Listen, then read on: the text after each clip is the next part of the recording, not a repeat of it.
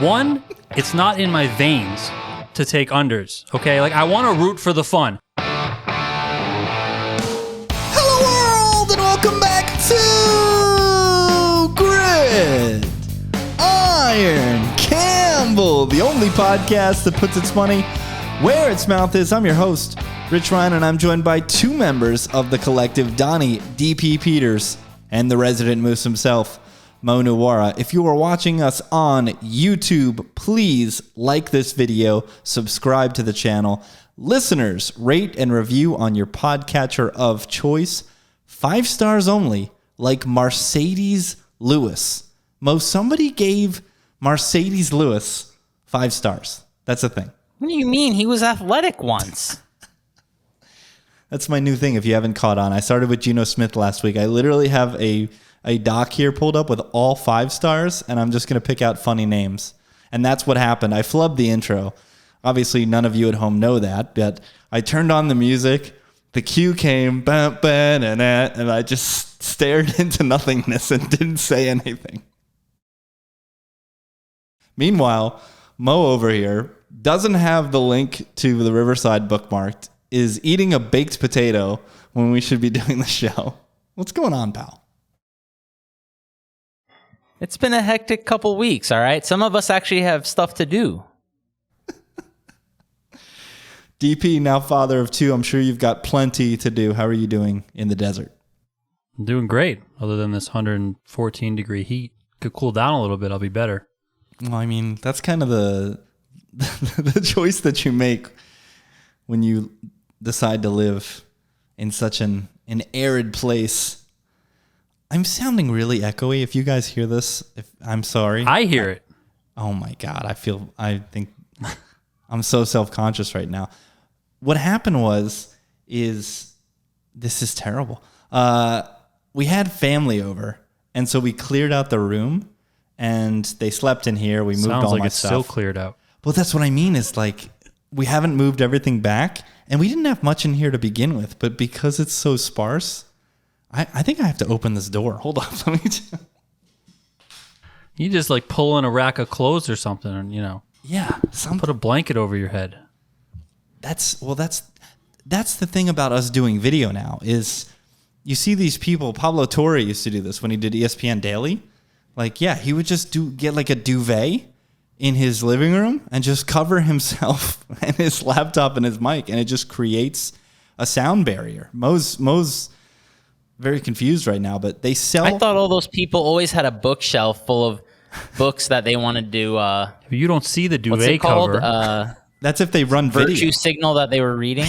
That's if they run video. And funny note about the bookcases. We'll get into player props in a bit, I promise. The bookcases, I think those are sometimes images custom made by ESPN. Like sometimes it's not even an actual bookcase. It's an actual image that they've printed for backgrounds. But yeah, apologies for any echoes. Sound is like the thing I care the most about. So I'm a little bit rattled right now. Still going to sound 10 times better than every other podcast in It's the universe. unbelievable how bad podcasts sound. Like, come on, guys. If you just show an ounce of effort, like watch 2 YouTube videos about compression, and your podcast will sound 10,000 times better. Literally just YouTube compression. You'll get there. I promise. Player props. I should be watching Hard Knocks right now. I guess not right now. In 45 minutes, it airs. But I do know one person who has been watching my fighting New York Jets. And that's Donnie Peters, who has come into this player prop exercise with, pretty much every positive Jets bet that you could make. As Mo looks on in disgust. DP, I'm here for it. Just heap all of the praise on Gangrene, please. What do you want me to say? I got Aaron Rodgers MVP, plus 1,600, found that at FanDuel and DraftKings. It's kind of a little bit of a narrative there in a way. You got rejuvenated Aaron coming back after moving away from Green Bay. He's certainly going to have a chip on his shoulders. He's in a prime-time market. There's no bigger market than New York City, okay? Like, if he turns the Jets around, he's getting MVP. I mean, come on. Mo is disgusting. Donnie comes in with the biggest fish play immediately, right back on brand. Why? It's still plus 1,600. I think that's all right. Honestly, I was like, you know what? I'll just check this out. And I was like, it's probably going to be like plus 800. I'm just going to have to stay away. No, plus 1,600. I'm like, okay, fine. Let's go. Donnie's back. I think maybe it's having a second child, just the optimism of life and nurturing. But Mo, he didn't give me a single under. I don't have one under in front of me. Yeah, but I'll be honest, I started with a bunch of overs also, but then I came to my senses and started circling unders. I know. I look at it and I say, you know what? I'm going to send these in. They're all fucking overs. I don't care. That said, Market. It's not, market. Market, Brett, wherever you are. It's not in my veins to take unders, okay? Like, I want to root for the fun. I know also that you guys are going to bring the unders. Specifically, Mo is going to come with all the unders, okay? So we can balance our range here. He can take the unders. I'll go with the overs, and we'll have some fun. Combined, hopefully you guys find some good picks out of the nonsense that we're about to ramble about. We're back. This is 2015 Collective when we were actually good. We're back. We're fully back. We're balanced. We've got blinded optimism. We've got Mo shoveling baked potatoes down his gullet and negativity. We're all the way back. But there's still more Jets overs that I'm looking at. You haven't finished, TP. Yeah, I'm trying to bet Garrett Wilson every which way possible. This one, Mo, even you can agree with. This guy is going to have the most absurd target funnel in the league this year. I wanted to bet Garrett Wilson. I was planning on betting Garrett Wilson no matter what happened at the quarterback position. I think he's that good, okay? Now he's got a guy in Aaron Rodgers, which is pretty perfect in my opinion. One, Aaron Rodgers is really good, okay? And if I think Aaron Rodgers is going to have a big year, or he has the potential to have a big year, which I do think so, because I'm betting the MVP for Aaron Rodgers, then he can get the ball to somebody, and somebody as good as Garrett Wilson. We know Aaron Rodgers tends to be a one receiver guy. He finds that one guy who's really good, aka Devontae Adams, and just feeds him the ball non-stop. So Garrett Wilson, most receiving yards in the league, most receptions. I love those two. I wouldn't go most TDs. I'm not really sure like if they'll be scoring a lot, if they'll be running a lot down there, what they'll be doing in the red zone. But I think he's going to be a target monster. I think he has the ability to rack up a ton of yards. I like over 11, 25 and a half receiving yards, and then over 82 and a half receptions as well. So give it all to me. Give me all the Garrett Wilson. Rodgers had 8 attempts in the only preseason game he played for the Jets. 3 of them went Garrett Wilson's way, including the first play of the game. He saw off coverage, just immediately checked to that classic smoke, and Garrett was able to turn it into 12 yards. This guy's going to get 150 targets as a floor, Mo, barring injury. And 200 targets is in the range of outcomes. The Jets are going to have a slow offense. They're going to have a low volume offense. They're going to have a good defense. This is all adding up to lower scoring games. I agree to that. I agree to that. I mean, it kind of sounds like the Packers offense in a lot of ways, wanting to grind it out, play a little bit slower, not exactly running and gunning. And Devontae Adams is still 120 catches every single year. Yeah. I mean, come on. Garrett is going to get his. I agree. I think every other player in this offense, maybe because running back is so scarce in fantasy. Obviously, Breece Hall and Dalvin Cook have more value. But in terms of pass catchers, I don't think there's a single other fantasy-relevant pass catcher in this offense than Devontae Adams. People are trying to twist themselves into... Devontae Adams. Or excuse me, Garrett Wilson. I see 17 and I see Aaron Rodgers throwing to him. I get excited. Yeah, I mean, I could definitely see Garrett Wilson having a big season. I thought he was incredible last year, but I definitely would not touch anything like most of anything for him. I could see him going over his numbers for sure, though. And then last one, ODB was pumping it up. You didn't know how to pronounce his name. You called him Keenan. What you got for Defensive Player of the Year? Quinnen Williams. Keenan Williams. The new Aaron Donald. Plus 3,000 FanDuel and DraftKings if you're looking for the odds. Yeah. I mean, he looks like an animal. There's some buzz out there about Nick Bosa potentially going to an unnamed AFC team. Robert Saleh connection. Joe Douglas known to swing for the fences. Who knows? I've got one thing here that I know Mo and Brett are going to agree with, and I'll start with Mo, and it's the first prop listed for me from him, and that is the Dallas Cowboys' new RB1, getting the bulk of the carries instead of splitting it with Zeke, Tony Pollard, to lead the league in rushing touchdowns. Is that rushing or total touchdowns at plus 2,200, Mo? Rushing. Tell us why. Yeah, so Dallas, as a team, they rushed for 24 touchdowns last year. Pollard had like 40% of them. If they get something like that this year, and he has 70% of them, which I think is reasonable, he's going to be around 15. And his backup is something called Rico Dowdle, is what I'm seeing. I've never seen that name. I've never heard that name. I can only assume Pollard is going to get as many touches as he can healthily handle. And I think Dallas is going to have a really good offense. They play indoors, blah, blah, blah. They should score a lot of points. I don't understand why Pollard's number is this far back when he really should be getting almost all of the rushing touchdowns, honestly. Like, I just don't see many players getting them besides him on that team, other than obviously Dak will have a token handful. But Dallas, yeah, they should score a lot of points, and Pollard is going to, I think he's going to get all the touches, and I think he's healthy. Like, I was looking, they said he should be good by the summer, so I don't think we need to worry too much about that injury, which, when I remember being pretty bad and a broken leg, I was a little bit worried that he wouldn't be ready for, you know, a normal workload at the start of the season, but I think he's going to be good to go. I don't know if I'm going to keep that, but I was just wrestling with a pillow here while Mo was giving takes on Tony Pollard. I assume I wasn't on headphone that you talked about Dak post-leg injury and the fact that he hasn't scooted as much. Yes? Yeah, I just said, like, the only other person I see really getting rushing touchdowns is a few token handful for Dak. Like, yeah.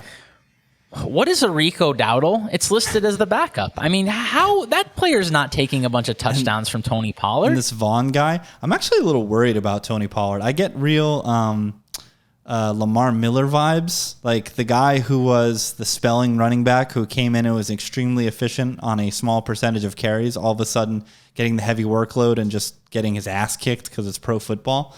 But still, he's so talented. I was actually cutting up some of his footage from last year, and he just, like, the way he can wriggle but also make people miss is certainly special.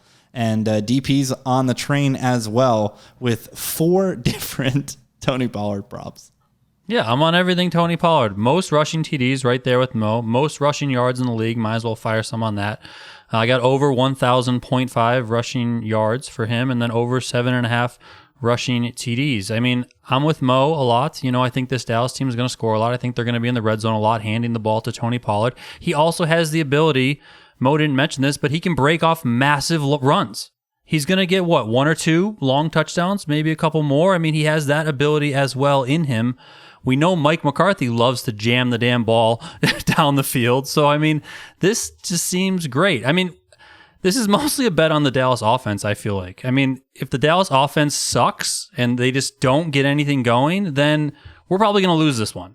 But if they are able to be, an above average offense, which I think is the floor for them, then I think there's a ton of upside here in Tony Pollard. Yeah, how much can McCarthy, as I'm trying here, guys, how much can McCarthy and Shoddy really screw this up with all this talent? This is something you brought up last week, Mo, when we were doing our NFC futures, and I was kind of poo-pooing the Cowboys a little bit. They have so much talent across the board that even the dunciest of dunce would have real troubles screwing up what they have in Big D.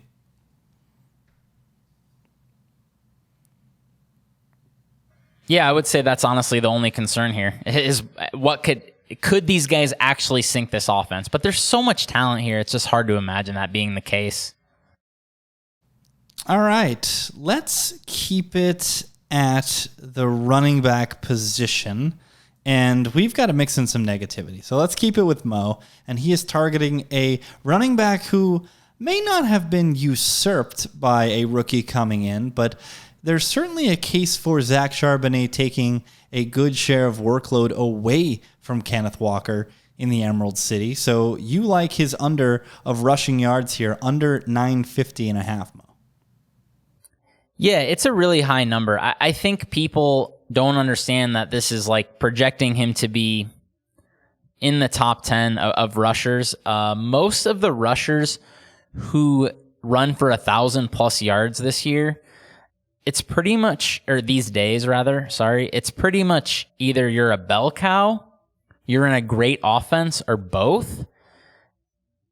I think we might be 0 of 2 here on Kenneth Walker, to be honest. So, Kenneth Walker, the Russell Wilson of running backs, where he busts these massive plays, but his success rate is absolute dog market. So I don't see him being a bell cow at all. Like, he's already coming in with a nagging injury. Sounds like he hurt his groin in the preseason / camp, whatever it was. They drafted Zach Charbonnet in the second round. I don't think they're drafting guys in the second round to just stick them on the bench. Right. So presumably they want to use him in some kind of a decent sized role. So I'm thinking this is going to be pretty split carry situation. And then, yeah, it's a bad offensive line in Seattle. Like, why do we think this is going to be a high volume offense, especially if their defense is as good as the coaches obviously hope it is, and you know, drafting defenders like Devin Witherspoon high? This looks like it could be a decent middle of the pack-ish defense. So I don't think Seattle's going to be in as many shootouts as they were in last year. They were in several 38-35 type of games. I don't know if that's going to happen this year. All right, I'll keep it negative. One of the most slam dunk bets that we gave out last year were Najee Harris unders. Mo gave out the rushing total. I gave out the total yards. And my biggest player prop wager of my life. And he didn't come close. And you know what? They haven't adjusted them enough, especially if you look at the total yards market, because Jaylen Warren is going to play such a big role on passing downs. His total yardage market is still 1175.5, and that's just minus 110. It's not even juiced over on DraftKings. He hit this last year, 1263 on 313 touches, but that's like his ceiling. He played all 17 games last year. He didn't get injured. And if you look at the trend line at the end of the season, Jaylen Warren was getting more and more playing time, eating into Najee Harris's time on the field. I believe if you chop off the first half and the second half of the season, Najee Harris's touch total went down 10% in the second half. So if that trend continues and Najee doesn't play a full 17 games and stays healthy, I think this is damn near a slam dunk once again. He's a plotting player. He's got all those miles on him from Alabama. You want to bet on, I guess, non-Derrick Henry Alabama running backs multiple years into their career because they're just going to die at some point. They've got so many miles on them. And I'm just going to keep fading Najee. I keep grabbing Jaylen Warren in basically all of my redrafts. Best ball, I grabbed him. So, yeah, I like this situation and fading Mr. Najee once again. Mo, what say you? Yeah, I think Jaylen Warren deserves a decent-sized chunk of the offense. My concern here would be I'm actually a little bit high on the Steelers' offensive line coming into this year. I think it could be a lot better, so there might actually be some holes for Najee to run through this year. All right, let's move over to DP again, and we'll go back to the quarterback position because DP's got a couple, and then Mo, you've got a couple too. So let's just go quarterback only here. DP, once again, positive. This is a guy who I feel like every year we've done prop totals, you've had his passing over. And once again, Donnie Peters wants to put real American dollars on Derek Carr to go over his passing number. He's printed for you. How many diapers has Derek Carr provided? We missed last year. What? Oh, that's right. He quit. He wasn't even in football anymore. Exactly. He just said, see you later. But now the number seems to be respective of like what he put up last year, 3,650.5 passing yards for a guy that was always over 4,000. Then they kick it up to the 17-game season. He's throwing for more yards. I think he's got enough weapons in New Orleans. I mean, kind of similar to how I look at Aaron Rodgers. He left a place that didn't want him. I think he's going to be a little bit rejuvenated to perform well. You know, you can say what you want about Derek Carr. He's not the greatest quarterback in the world, but he puts up passing yards every single year. That's why I was always on the over with him every single year. And I don't think that this number is adjusted. And some of these numbers in regards to the quarterback specifically, I don't know. For whatever reason, I just don't think they've adjusted for, one, the fact that there's now 17 games in the season, not 16, and two, the league is just more pass efficient and it's easier to pass the ball than ever before. So I don't know. I think 3,650 is fine here. You know, we have to fade Alvin Kamara sitting out 3 games. He is, you know, a pass catching running back, but once he comes back, I think this offense is going to be going pretty well. I think he's got enough weapons in there to New Orleans to get this done. The next one, you were talking in the Discord, bit.ly/Discord Moose for anybody who wants to get involved. Click the link below if you're watching on YouTube. You were talking about this guy breaking the record for most passing yards in a season. I can't believe it. I'm going to have to put earmuffs on myself. Kirk Cousins. I mean, I think there's like 6 guys that could break the record for passing yards in a single season. They have the potential. I mean, I like Kirk Cousins over 4,275 passing yards. I'm going to take a little taste of him, most passing yards in the league. I mean, he's in an offense that is pass heavy. He's in an offense on a team that I think is going to be in high-scoring games. He's got arguably the best wide receiver in the game. I mean, you can make a case certainly for Justin Jefferson being the best wide receiver in the game. If not, he's top 3 for sure. I mean, TJ Hawkinson, I think ODB mentioned it last week when we did this. You know, that rapport of him getting in the offense, you know, a little bit longer time. Like the coach there that they have. I mean, I think there's a chance. I mean, is Kirk Cousins going to, you know, crap himself when it comes to the playoffs? Yes, of course. We all know that that's going to happen, but that doesn't mean he can't put up a crap ton of numbers in the regular season. My biggest issue with this one is I'm bearish on that offensive line. As always, I'm obviously bearish on the player. I don't think Kirk Cousins is very good. And I'm bearish on Addison as well. Things are not sounding good out of camp, which is usually surprising because beat reporters love to talk up the shiny new object, the rookie. Everything's great. Oh my God, he's assimilating. And things just do not sound good with Jordan Addison coming out of Minnesota, especially if you contrast it to like the type of coverage we're getting for Zay Flowers out of Baltimore, some of these other rookie receivers. I mean, Cedric Tillman out of Cleveland. These guys are getting flowery coverage, pardon the pun, and Addison is not. So I'm a bit bearish on this one, but Mo does agree with that Carr love, but he's taking touchdowns over 22.5 for Derek Carr. Yeah, the yardage was a little bit high, I thought, like higher than I wanted it to be. I understand where Donnie's coming from here for sure.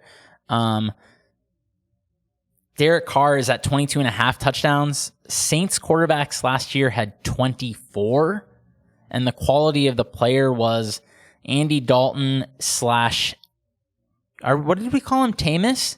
Andy Dalton / Tamus. Dalton was top 10 in EPA. Dalton was pretty good last year. He was actually pretty decent, but I think we can all agree Derek Carr is a better player for sure, than Andy Dalton. Without a doubt. He averages about 24 touchdowns for his career, and one of the things that Donnie touched on real quick, but I think he kind of went over it in his like multiple things he was saying was, dude, Carr has been one of the most durable players in the NFL. Like, he has basically he has missed basically no more than 1 game, I think, in a season in his whole career. So the only time I can really remember him getting hurt was at the end of that one season when he missed the playoff game. So yeah, he's very durable. He's playing a lot of games indoors, obviously. And man, look at this New Orleans schedule and tell me where the tough defenses are. You're going to have a tough time finding them.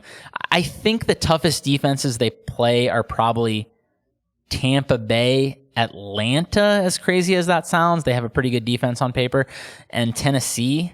And a lot of those games are obviously indoors because Saints / Falcons.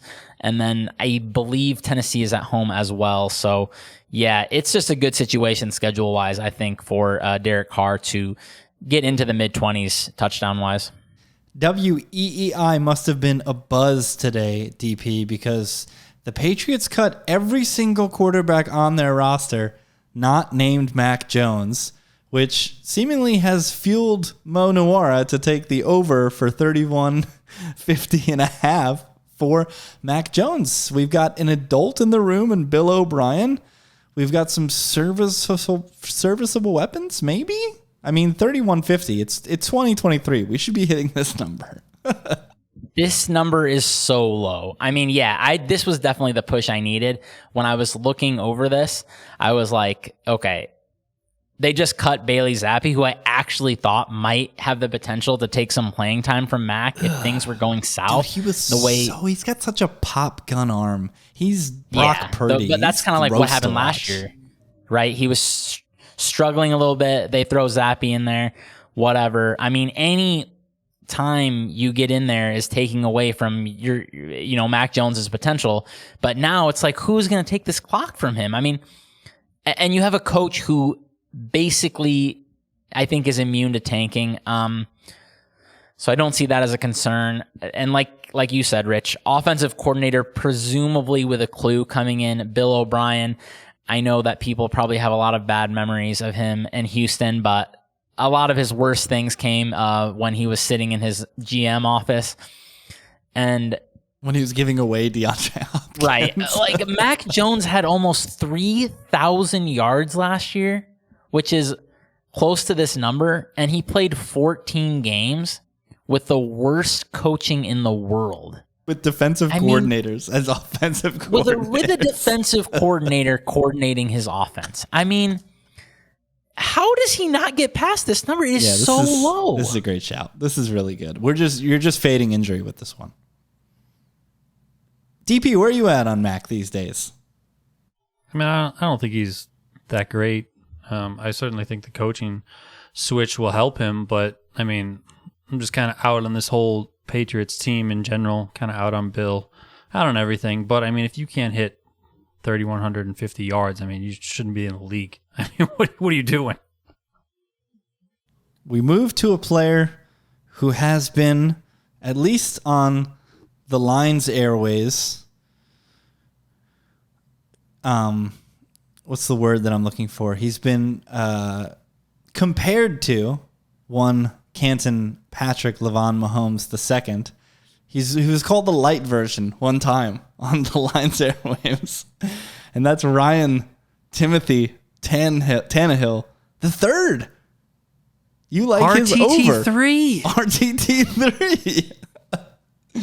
You like his over, Mo, on passing yards, over 3,500. Another embarrassingly low total. Speaking of numbers that it's like, how can you not go over this? This might be my favorite of all the props I looked at. I am baffled by this number. What is this number? Ryan Tannehill, 230 yards per game in his career. Even the past couple, which were low volume seasons where Tennessee is just grinding, trying to win every game 20-17, he's still throwing for 220 yards per game in these seasons. This number presumes 176 yards per game.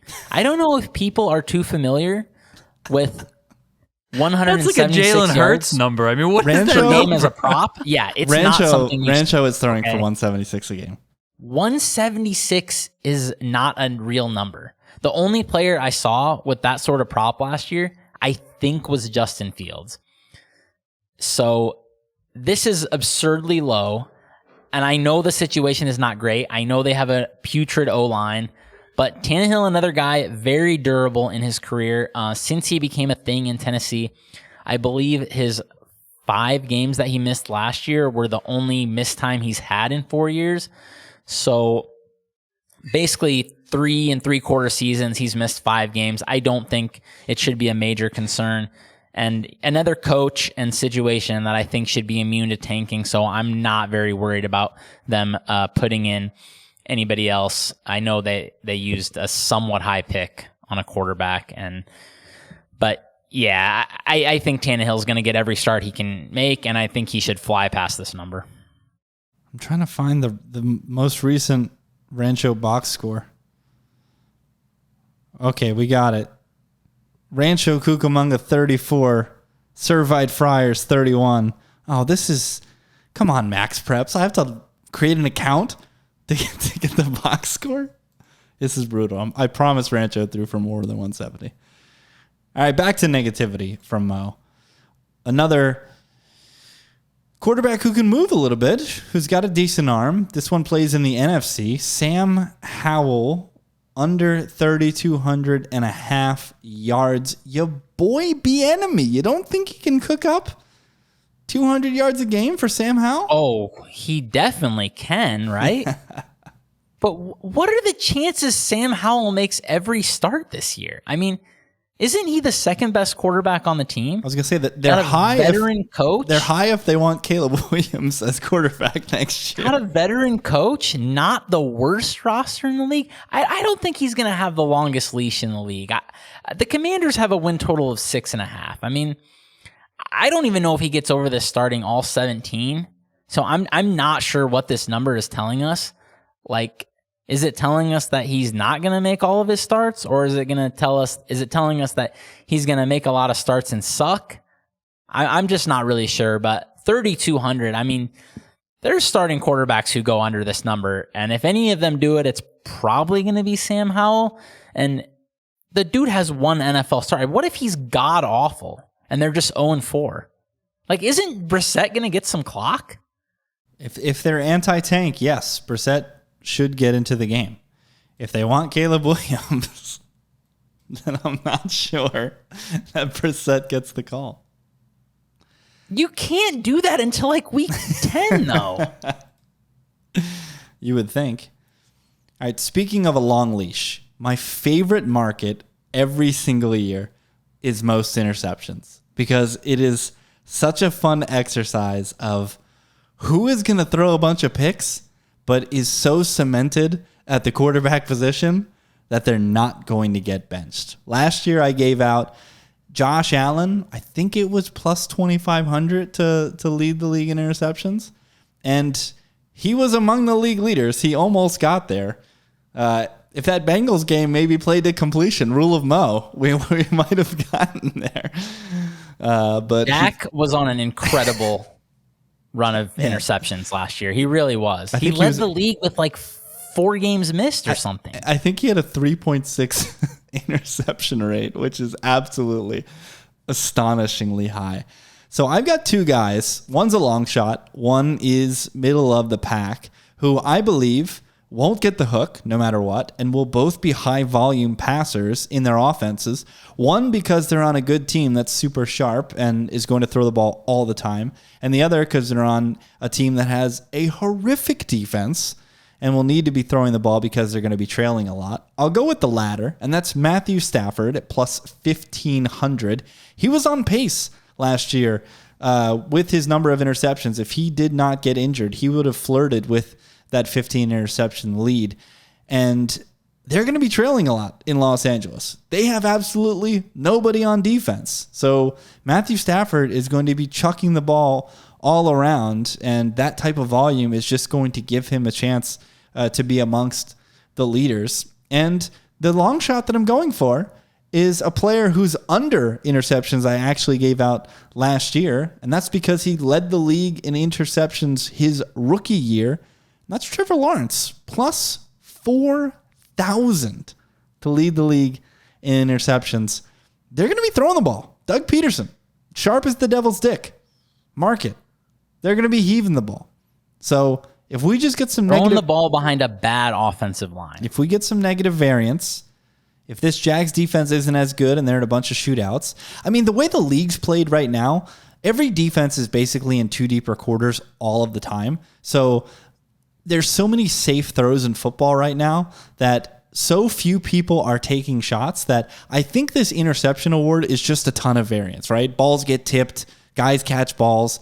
The market is just wide open. So, but that's why it's hard to find value to me though. When you look at the numbers, it's like MVP. Every quarterback is between plus 700 and plus 1500 pretty much. It's like, but that's why I love everyone Lawrence. Has the same odds. Like Lawrence is going to be top 5 in volume, right? Like he's going to be like top 5 in attempts. So if he just gets some negative variance, then he could certainly be in line to win this award. All right, some running backs now. Back to positivity, back to DP, and down to Houston. I actually like this kid. Out of UF, another guy that was used incorrectly at Florida, fake-ass Swamp Kings.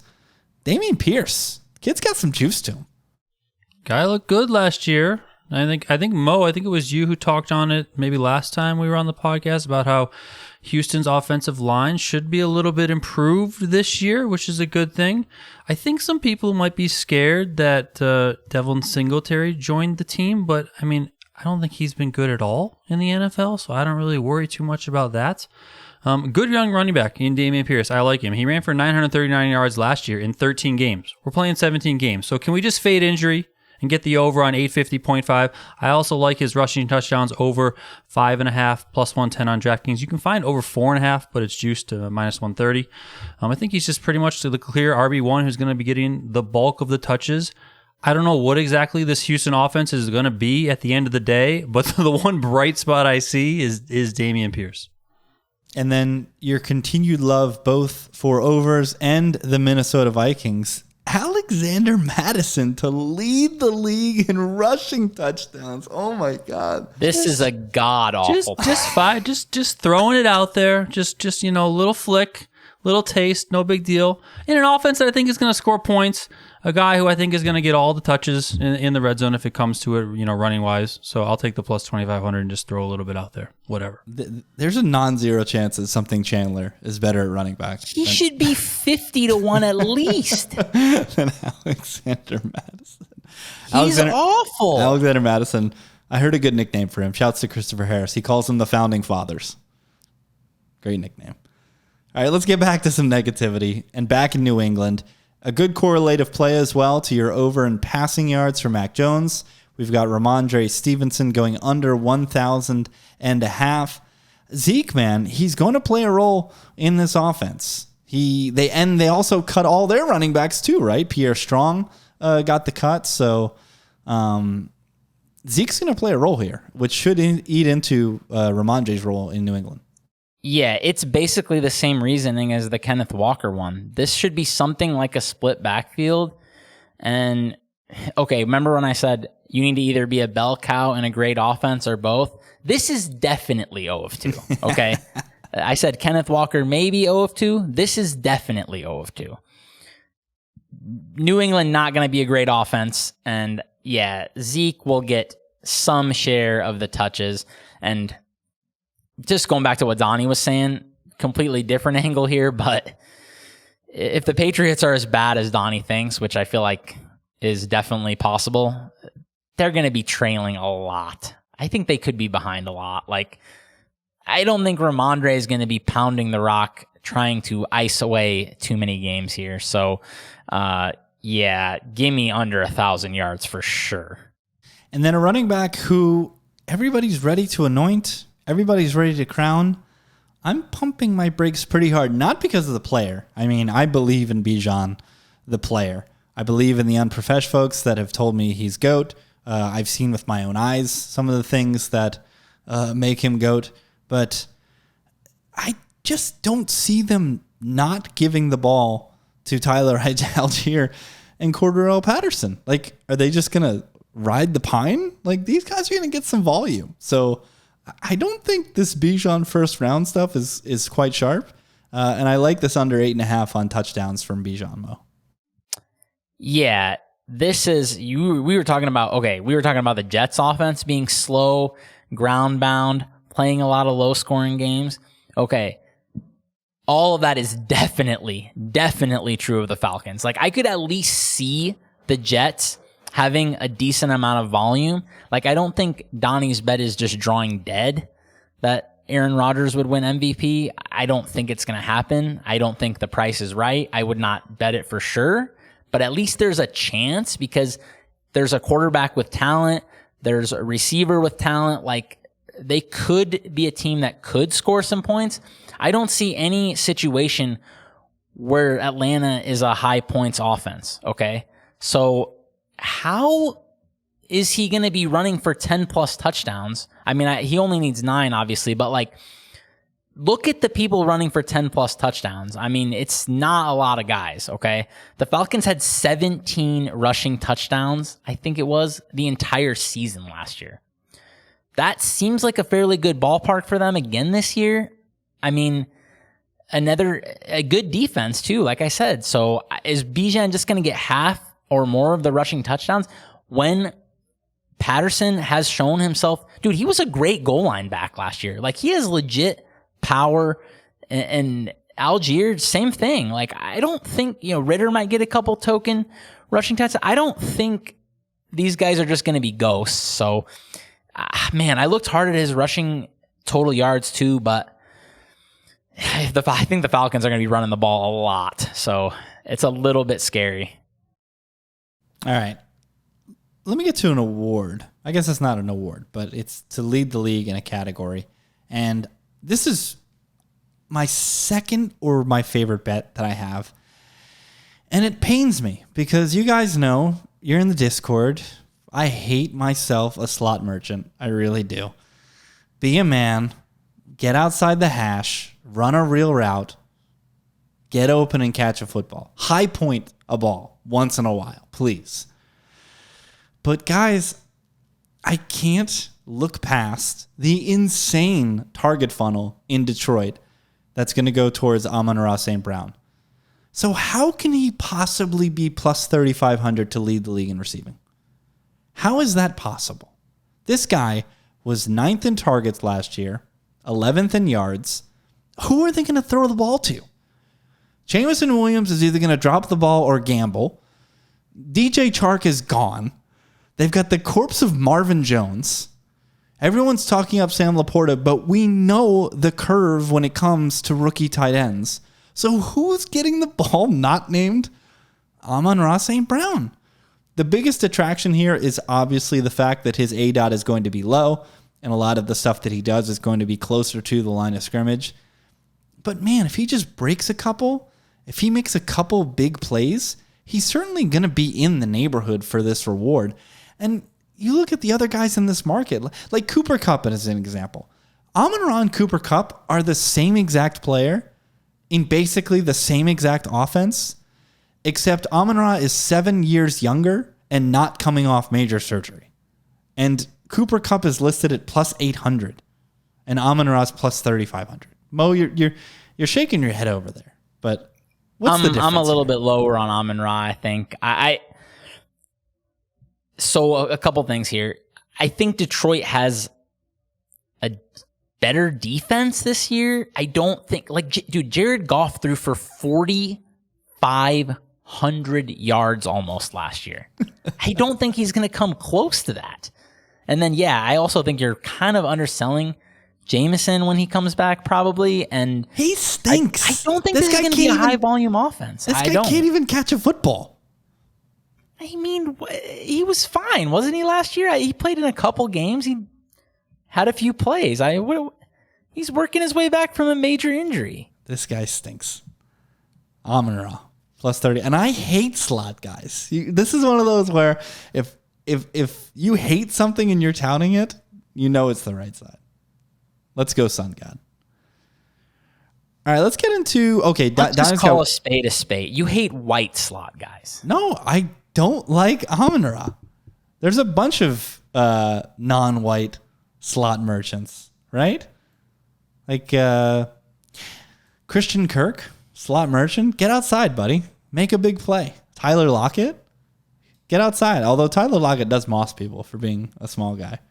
I'll get a list. I'll get a list of non-white slot guys that I hate, I promise. Speaking of Christian Kirk and them Jacksonville Jaguars, DP all in on Evan Engram. He got paid, and now he's going to go over everything. I mean, I thought Evan Engram came around last year and looked really good in this offense. You know, you hit on it earlier talking about Trevor Lawrence. High volume offense. They're going to be throwing the ball. This is an athletic pass-catching tight end. 600.5 receiving yards is what they have on FanDuel, -108, and then 3.5 receiving TDs. I'm over on both of them. I think he's just going to continue to be a high volume guy in this offense. A lot of love, I think, is going to Calvin Ridley. I honestly have no idea what to expect when you miss a year and a half, 2 years of football, and then you got to go learn a new offense. I know Calvin Ridley is really good, but can he return to what he was? I don't know. I like this Jaguars offense. I like what they can do, the numbers that they can put up, and I'm going to look at Evan Ingram to get a lot of that share. Hey, Chris Godwin, how about you get outside the numbers? Get out of the slot. Paris Campbell, slot merchant. Paris Campbell. He's not even a real football player. Run a route, buddy. Keenan Allen, slot merchant. Come on, you run a real route? Keenan Allen's like one of the best route runners in the game. He's also light skinned, so I'm on the fence with that one. You're gonna get us canceled the second we go on YouTube. Who cares? All right, some defense now. I've got an anti-Jets one. I should have brought it up earlier. Not really anti, but I feel like this is a sharp play. Hard Knocks love all this stuff.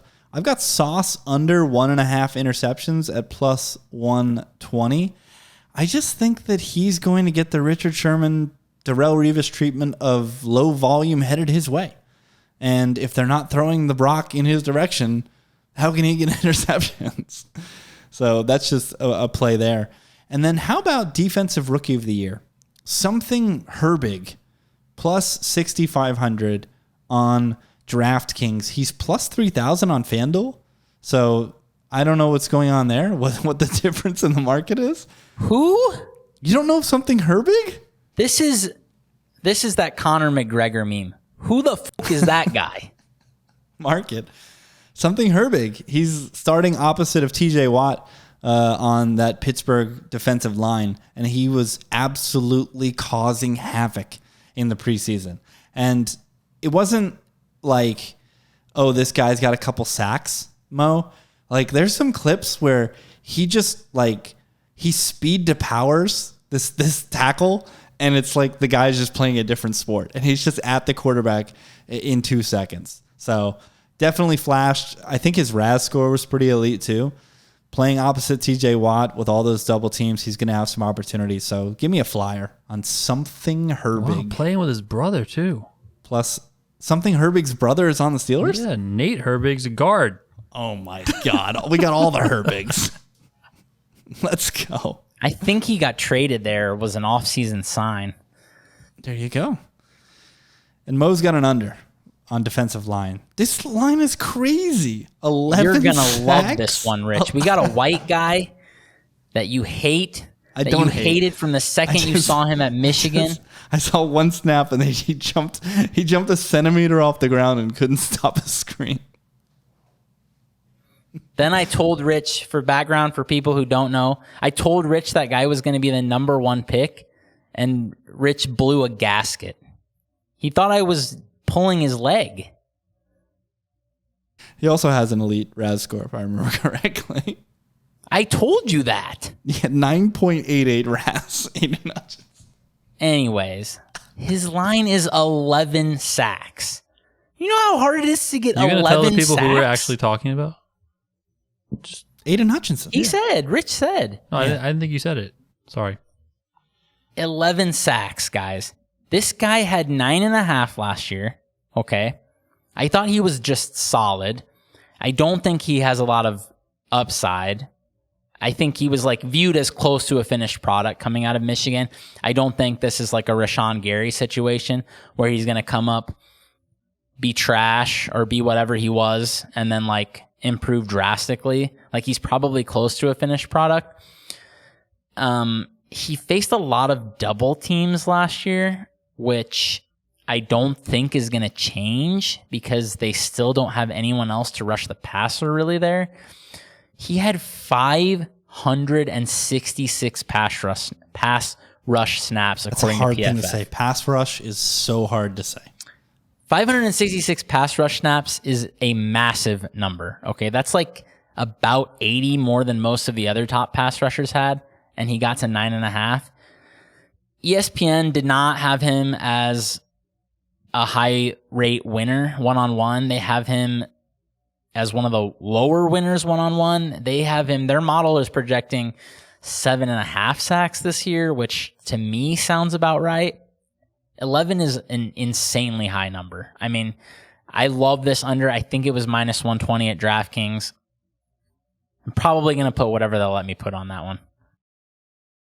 The first thing you look when you search on X market for Nate Herbig is a Nate Tice clip where he just runs past Deion Dawkins when they were playing the Bills and just knocks the ball out of Josh Allen's hand. He's going to be a problem. And yeah, I like this under a lot, especially if you want to correlate it with the fact that you think that the Lions offense is going to be a little slower, that the defense in general is going to be a little bit better, which is going to mean just more condensed games. And like you said, less pass rush opportunities. 11 sacks. You get nicked up. You pick up one little knock that makes you miss some time or at least play at a suboptimal level. Double-digit sacks is tough to get at, especially nowadays where even elite pass rushers, these teams tend to play with hockey shifts and do a lot of rotation up front so that you can have fresh legs. Well, that's the thing about 566. It's like that number is only going down. This is like that Najee Harris from his rookie year where it's like he literally took like every snap. Yeah, Great for him, but you're going to have a tough time repeating that. Yeah, without a doubt. Okay, all the props that I've been given have been exhausted. So, guys, it's time to sit down, be adults, and have a very important conversation. I tried to bring it up a couple months ago. Donnie knows exactly where I'm going. What are we doing about comeback player of the year? I know what I'm doing. Mo wrote an article on the Lions.com. How much money did you put on DAMAR Hamlin? The mortgage of the house? Mo, because, these are articles and they're SEO and you're trying to get some... I think Mo, the only thing I didn't like about that is I didn't get a definitive take away from that article because it gave several options if people wanted to go down different paths, which is helpful to the reader, right? Well, one of these options, Mo should have put a big red line through. That's what I mean. Like Calvin Ridley, they're never giving it to the gambling guy, okay? It ain't happening. I'm sorry, man. He literally bet on games. He's not winning comeback player of the year. We're going to give it to the guy after he got suspended for gambling on games. No, he's not getting it. I don't care what his odds are. Ever would have gave it to a guy who ran a dog fighting ring. So Mo, lead us off. Where are we going with this? I'm going to wager on Tua. I think Tua 20-1 is good. He's the second in the market. Yeah, I don't think Hamlin is as big of a lock as the market thinks. So opposite of what Donnie said, actually. I think because he's minus 350, and I don't think he should be, you can probably bet on anybody you like, and you're getting value. I will say, though, this took a hit, though, because they cut Dean Marlowe, I saw. So that was one of the guys I actually thought would beat out Hamlin for one of the backup safety spots. But, dude, Jordan Poyer and Micah Hyde they were like Iron Men before last year. I mean, they were playing almost every game. I don't think Hamlin is going to play much at all, most likely. And, yeah, I just think there's value on other players. Tua, obviously, the Dolphins could have a good season. They are not far down in most of the future-looking markets. Like, they have a relatively high win total. They have a reasonable chance to win the division. They have like 25-1 Super Bowl odds. Like, the Dolphins having a big season is not considered to be a long shot, okay? So if Tua manages to stay upright, and we know the offense he's operating in, he's going to put up numbers. So there's a clear preference, like I wrote in that article, for quarterbacks in this award. So I think Tua 20-1 is good. Miami and the Dolphins, the greatest football team. The exact name I brought up when we brought up this topic last time was Tua Tagovailoa. I'm very bullish on all things Tua if he can stay upright, because Mike McDaniels is a genius and Tyreek Hill and Jalen Waddle are extremely good at football. So they're going to be passing a lot. So I'm definitely on board with this. And I'm on board with the train of thinking of we should be sprinkling guys not named DAMAR Hamlin, because this is literally once in a generational that you're going to get this type of pricing on comeback play of the year. I mean, when else are you going to find a market like this where somebody is coming back from something this it wasn't even this bad when it was Alex Smith, right? Like Alex Smith was not minus 300 to win the award, even though he almost died from a damn leg infection. So we should be sprinkling elsewhere. And those are the player props. Guys, 1 week and 2 days from today, we will be selecting our first card of the season. Not if I don't get us signed up. That's his way of telling us we better pay him. Yeah, well, we're in there. We'll be in there for Survivor as well, like I said in chat. Hopefully Mo and Brett can survive past week 1 this year. Yeah, don't blow it. I'm playing for the win. Okay, this is like Sam Yeah, you can Greenwood do said that about and poker not lose tournaments. in week 1. The players with the highest and lowest ROIs are the most likely to bust out early.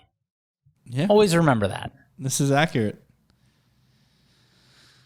So follow these guys on Twitter at Donnie_Peters and at Monowara. I'm at Rich T. Ryan, and we very much look forward to bringing you our first 5 picks next week. I think Brett will be with us. I'm not sure. Mo, is Brett going to be on the podcast next week? I mean, I wouldn't hold my breath, but Is probably his a mountain coin of flip? I don't the know. mountain of papers that he's pushing? Well, He has millions. He's just playing with his cat on piles of money. That's what he's doing, probably. And on that note, enjoy no football except for unprofesh. Peace.